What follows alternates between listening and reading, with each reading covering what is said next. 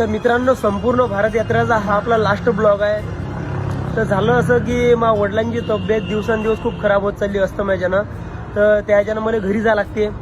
आणि जेव्हा मी संपूर्ण भारत यात्रेची राईड सुरू केली तेव्हा मा वडिलांनीच मला मोटिवेट केलं होतं या गोष्टीसाठी की 100% तू करू शकतो.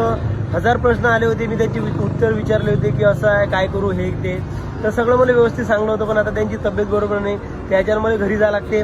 आणि हे राईड मी इथंच थांबवतो, डायरेक्ट बंद नाही करत, तिथं थांबवतो. याच्यापासून पुढे जेव्हाही मला टाईम भेटेन तेव्हा वडिलांची तब्येत बरोबर होईल तेव्हा मी राईड परत सुरू करीन. आणि आता कमी जास्त हरिद्वारहून आपलं घर कमी जास्त 1233 किलोमीटर आहे.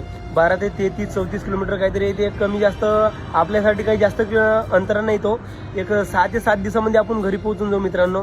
तर विचार असा केला की मी हे सायकल घेऊन चालवतच हरिद्वारहून डायरेक्ट आपल्या संग्रामपूरला येणार आहे.